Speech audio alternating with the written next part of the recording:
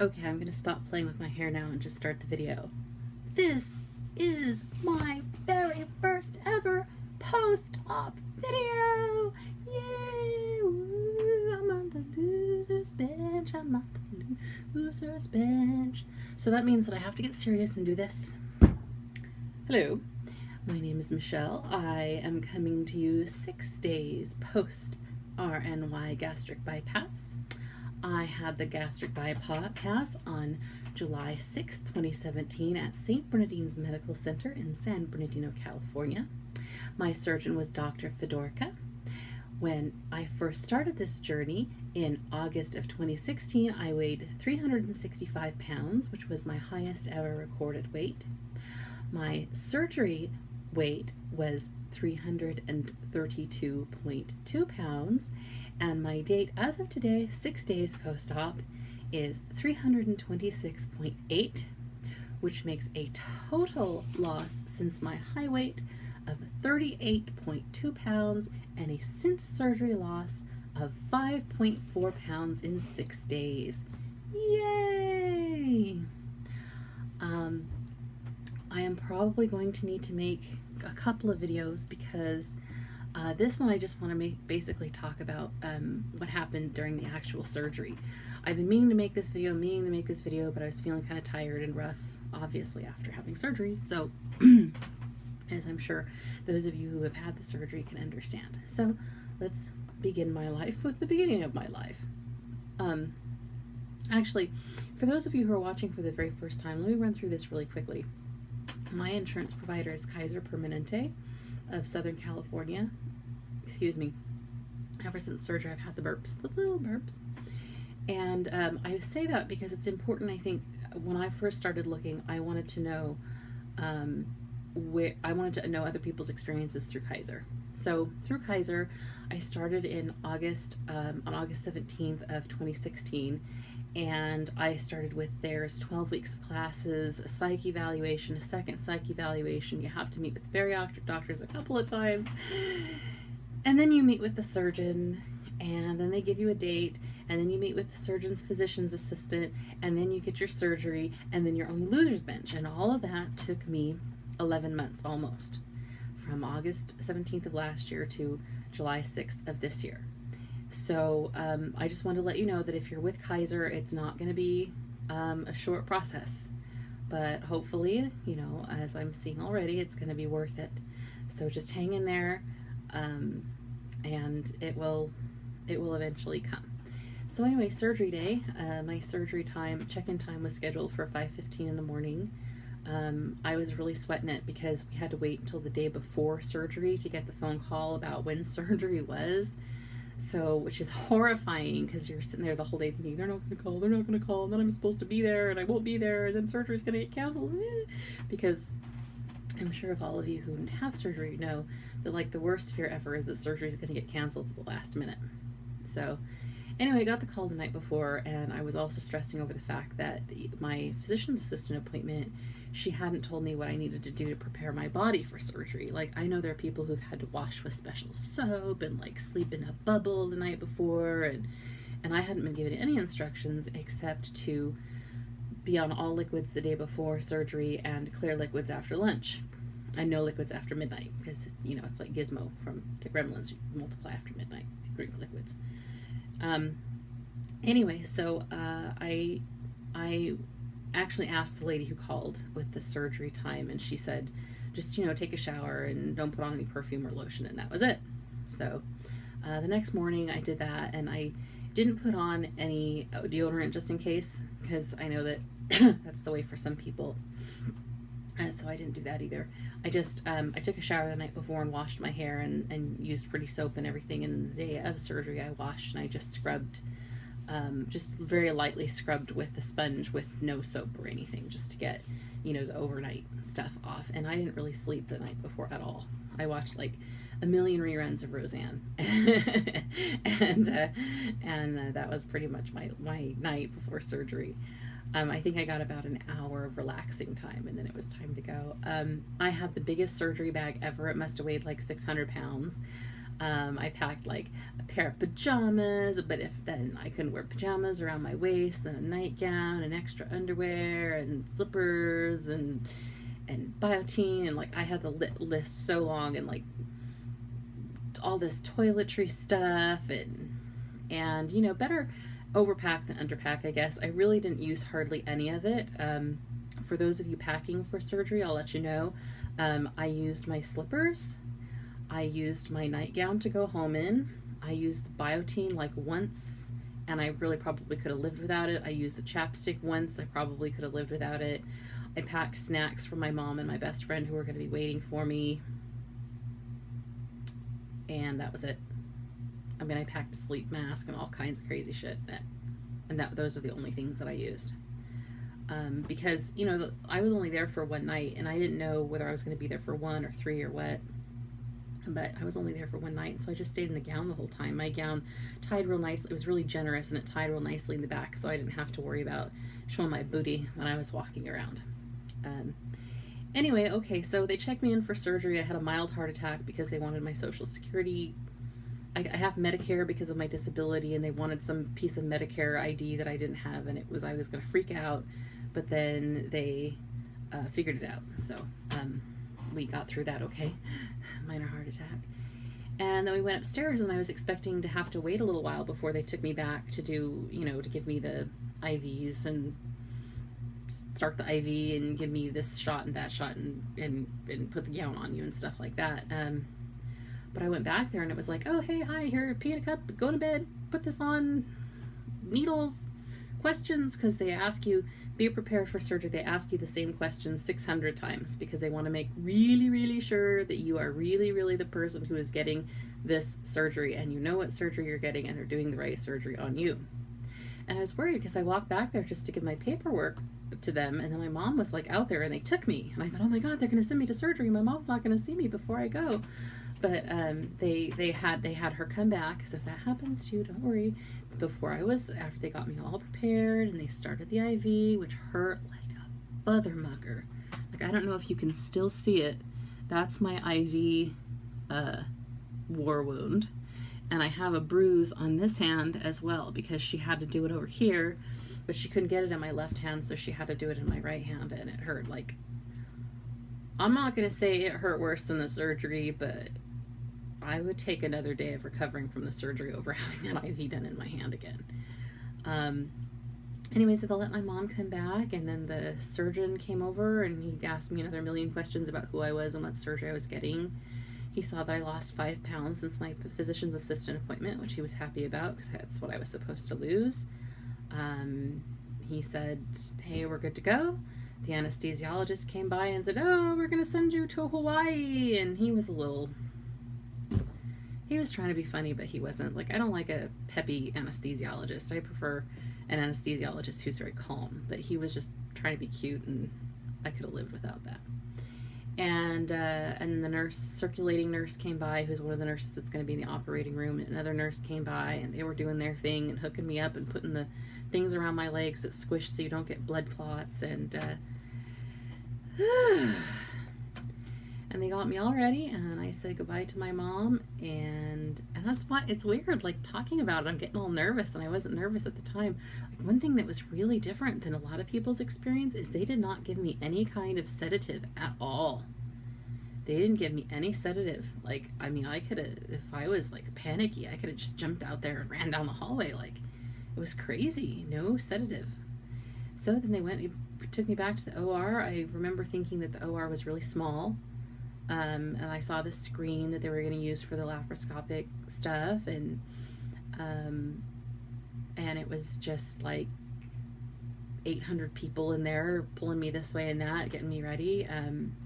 The surgery bed I thought was kind of weird because it had like a foot to it. Like, it wasn't just flat, it had a foot to it. And so my feet were up like this, that were flexed the whole time, which I thought was a little strange. And I'm sure there's some reason for that, but I didn't know what it was.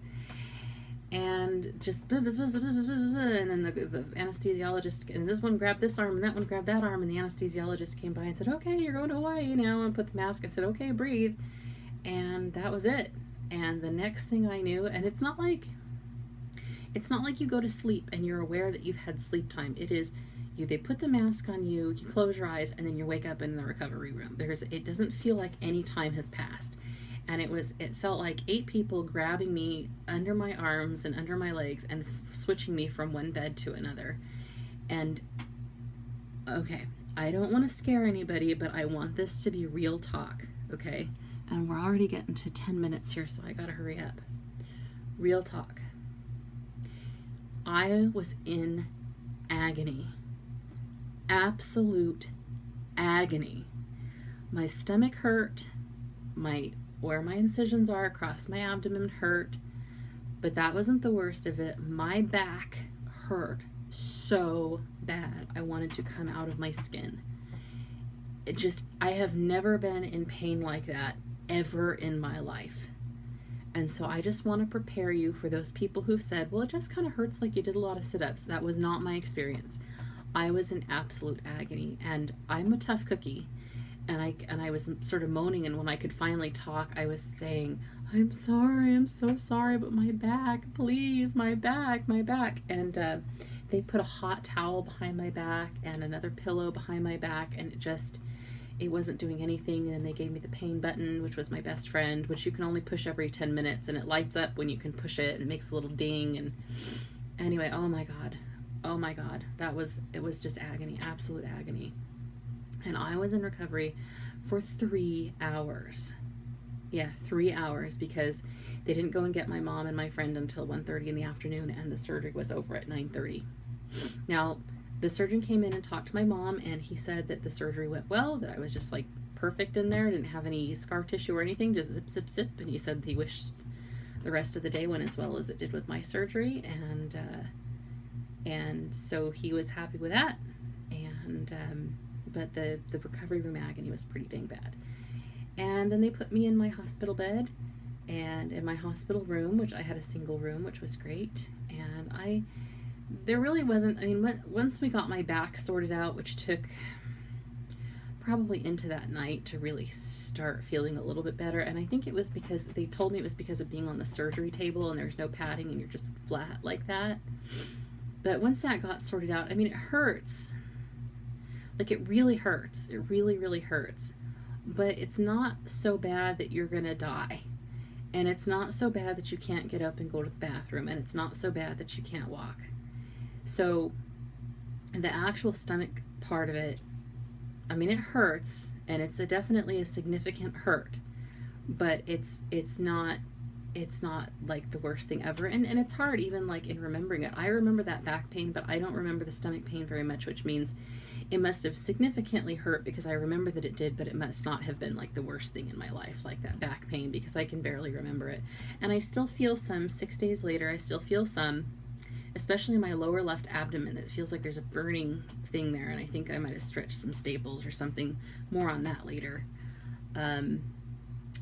But anyway, do I have 15 minutes or do I have 20 minutes? I think I have 20 minutes. That's good, so we can talk a little bit more.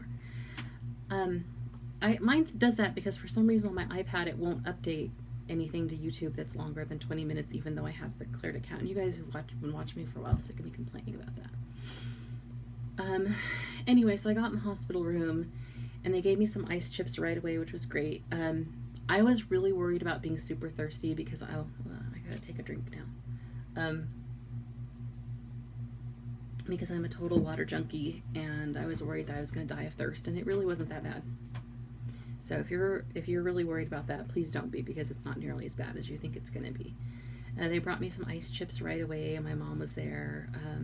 I started falling asleep. Like, it was really non-eventful. My mom and my friend left. I had the worst overnight nurse ever. It was so bad that when I spoke to my day nurse the next day about it, he actually felt he needed to report it.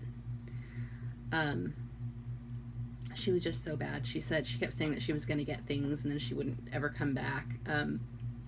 I was hooked up to the IV, the oxygen monitor on my finger, or pulse monitor rather, the oxygen, and the booties on my feet. And so when I needed to go to the bathroom, I had to have somebody untangle me and unhook me, because the IV, she had the IV on one side of the bed and the other thing on the other side of the bed. So I was completely tied down. And then when I called to ask for her to unhook me to go to the bathroom, she'd come in and she was real grumpy about it. And she was like showing me how to undo the booties so that I could get, but then she wouldn't, like, how am I supposed to know how to hook them back up again? I shouldn't call them booties, the leg things. And then the last time that she did, she never turned the leg things back on again, which is really bad because they help prevent blood clots. When I asked her for ice chips, she brought in this like massive thing of ice chips, which of course all melted. But she was thinking she was going to bring in this big thing so that she just didn't have to come in there again. She wouldn't change my IV kept beeping, and she wouldn't change my IV bag. She kept going, well, there's a little bit more, there's a little bit more. And then she'd like turn off the machine so it wouldn't beep anymore, but wouldn't change the bag. And then there was this other machine that's supposed to monitor like if you have sleep apnea or whatever, which I don't. And it kept beeping because it's like if you take a certain breath that doesn't have enough oxygen in it or whatever, it'll do this very particular beep and wake you up. And it was doing it all night long, like 2 and 3 breaths, one after another, like to the point where it could not possibly have been functioning right. And I called, and I was in such a state of pain, and I wasn't sleeping, and I hadn't slept the night before, and surgery, and I was crying. And again, I don't cry, but I was crying, please make it stop, please make it stop. And she got very huffy with me, and was like, well, I already explained to you, and anyway, it was really awful, guys. It was really awful, and I don't think that will be anybody else's experience but mine. But that was a rough night. Like, I almost called my mom at 4 in the morning. Please come get me. I don't know what to do. I'm tied down and she won't come back. And it was bad. It was pretty bad. But then the day nurse was awesome. How are we doing on time? The day nurse was named David, and he was awesome, and he was right on the ball, and he took me seriously when I talked about what happened overnight. I really wanted to go home that day because I didn't want to face another night. And he said, I assure you she won't be your nurse again. And I said, I want to get out of here. And so the surgeon came by. It wasn't my surgeon, but it was his partner surgeon, and said, okay, well, you look pretty good. If you can drink 16 ounces in the next 4 hours, I'll let you go home. So then we kind of had this like 16-ounce derby with the little 1-ounce cups. And my mom kept waking me up every 15 minutes, drink one, drink one, drink one, drink one. And my mom and my friend stayed through the entire 4 hours of working the 16-ounce derby. And that makes me want to cry even now, because that's real love. Somebody was sitting there for 4 hours just to feed you 1-ounce cups of liquid. And I drank all my stuff.